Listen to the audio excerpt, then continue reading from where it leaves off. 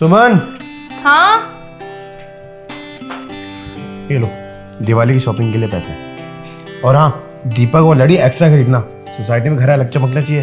तुम टेंशन मत लो, हमारा घर सबसे सुंदर लगेगा। इतने में हो जाएगा? और तू? नहीं नहीं, इतने में हो जाएगा। मैम साहब, वो दिवाली आ रही है, हम सोच रहे हैं घर चले जाएं। तेरा दिमाग खराब हो गया है क्या? हाँ, अरे दिवाली है, कहीं नहीं जाना है। तुझे पता है ना दिवाली में कितना सारा काम रहता है। अरे पूरे घर का काम मैं अकेले कैसे संभालूंगी? मैम साहब 4 साल हो गए हैं और मैं अपनी माँ से भी नहीं मिली हूँ। मैम साहब मैं चली जाऊँ क्या? मेरा बहुत मन है माँ से मिलने का। जब 4 साल से तू घर नहीं गई है तो 1 साल और मत जाना। और वैसे भी तुम लोगों की दिवाली में होता क्या है, बस 2 दिए जला देते हो, बस खत्म। तो जरूरत क्या है घर जाने की, यहीं पे बना लेना दिवाली। मैम साहब सिर्फ 2 दिन की तो बात है, हम जल्दी आ जाएंगे, दिवाली करते ही आ जाएंगे। तुझे समझ में नहीं आता क्या कहा मैंने? जब मैंने बोला है ना कहीं मत जाना, और अगर तू जाने की ज्यादा जिद करेगी ना, कोई दिक्कत नहीं है तो जा, कोई दिक्कत नहीं है। और वापस मत आइयो, तुम दूसरी काम वाली रख लेंगे। नहीं मैम साहब, आप नौकरी से मत निकालिए, हम कहीं नहीं जा रहे, काम कर लेते हैं। अब खड़ी क्या है, काम कर चल अब। क्या सुमन, क्या कर रही हो तुम? इतने सालों से वो हमारे यहाँ काम कर रही है, उसने एक बार भी छुट्टी नहीं मांगी, और इस बार वो अपने घर दिवाली में जाना चाहती है, तुम उसे मना कर रही हो? जाने दो ना। शिवम, तुम नहीं जानते ऐसे लोगों को, मैं बहुत अच्छे से जानती हूँ इन जैसे लोगों को। ये लोग ना बस हमारी फीलिंग्स का फायदा उठाते हैं और कुछ नहीं। और एक बात बताओ, चाहे दिवाली हो चाहे होली हो, अपना काम करेगी ना। पैसे किस बात के दे रही हूँ मैं इसे? अपने काम के। और दिवाली का इतना सारा काम पड़ा है, पूरी घर की साफ सफाई करनी है, कौन करेगा? मैं अकेली करूंगी?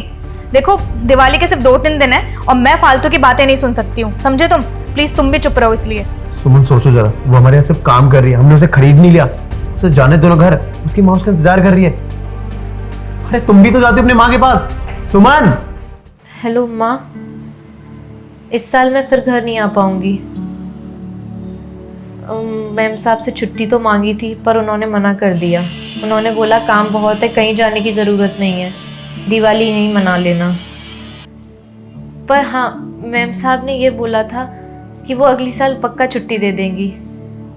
चलो ठीक है माँ, घर में बहुत काम है, मैं बाद में बात करती हूँ आपसे। बिमला! जी साहब। ये लो। ये क्या है? अरे पकड़ो तो सही, ये तुम्हारी तनख्वाह, और तुम्हें इस दिवाली का बोनस भी नहीं मिला तो उसमें मैंने एक्स्ट्रा पैसे भी कर दिया, तो इन्हें लो और घर जाओ अपने।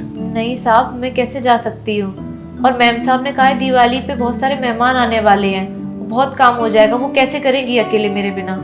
और मैं अगर घर चली गई तो मैम साहब बहुत गुस्सा करेंगी और हो सकता है मुझे नौकरी से भी निकाल दें। अरे तुम मैम साहब के बारे में ज्यादा मत सोचो, उन्हें मैं समझा दूंगा। और वैसे भी दिवाली खुशियों का त्योहार होता है, हर इंसान को दिवाली अपने लोगों के साथ मनानी चाहिए। और वैसे भी तुम 4 साल से हमारे यहाँ पे हो, माँ के साथ तुमने दिवाली नहीं मनाई, इस बार तुम जाओ और अपनी माँ के साथ दिवाली मनाना। बहुत बहुत धन्यवाद साहब, मैं अपना बैग तैयार करके आती हूँ।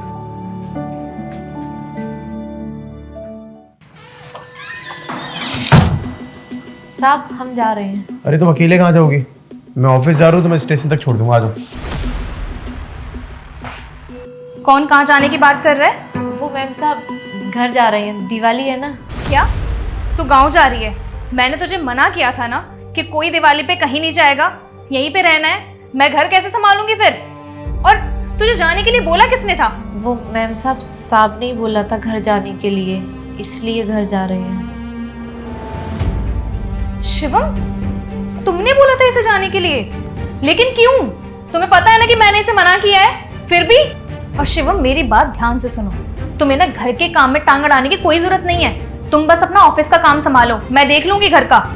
और हाँ, तुम चुपचाप से काम पे लग जाओ, चलो, कोई कहीं नहीं जाएगा। तुम कितनी खुदगर्ज होगी हो, हमेशा अपने बारे में सोचती हो। आज भी तुम अपने बारे में सोच रही हो।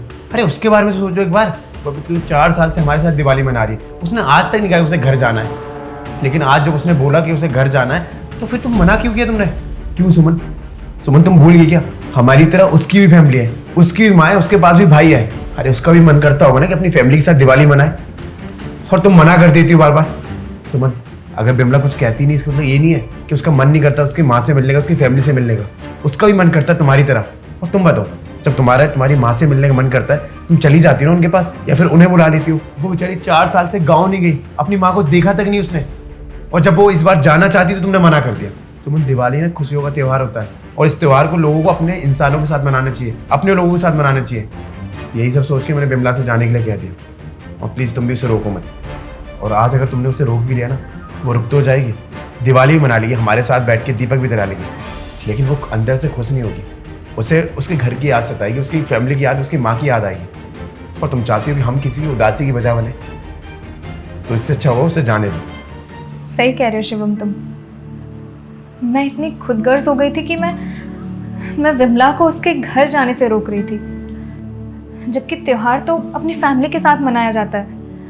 वो क्या है ना, मैं डर गई थी कि अगर विमला अपने घर चले जाएगी तो दिवाली का इतना सारा काम मुझे अकेले करना पड़ेगा, और इसी खुदगर्जी की वजह से मैंने इसे घर जाने से रोका, जबकि मुझे ऐसा नहीं करना चाहिए था।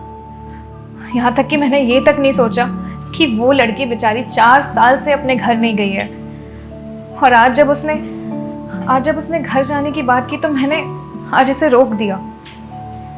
विमला, मुझे माफ़ कर दो, और हाँ, तुम अपने घर जा सकती हो, कोई तुम्हें नहीं रोकेगा घर जाने से। और अगर घर जाने के लिए तुम्हें पैसे चाहिए तो मैं तुम्हें देती हूँ। उसकी कोई ज़रूरत नहीं है, मैंने पैसे दे दिए उसे। और तुम चलो जल्दी, वरना ट्रेन छूट जाएगी। हाँ विमला, जल्दी जाओ और मुझे पहुँच के कॉल करना। और हाँ, 2 दिन नहीं, तुम्हारा जितने दिन का मन करे ना उतने दिन तक रुक के आना। ठीक है साहब। मैम साहब, happy Diwali. Happy Diwali. Aunty ji को भी मेरी तरफ से हैप्पी दिवाली कहना। आ जाओ पीछे से निकलती हो, आ जाओ यार।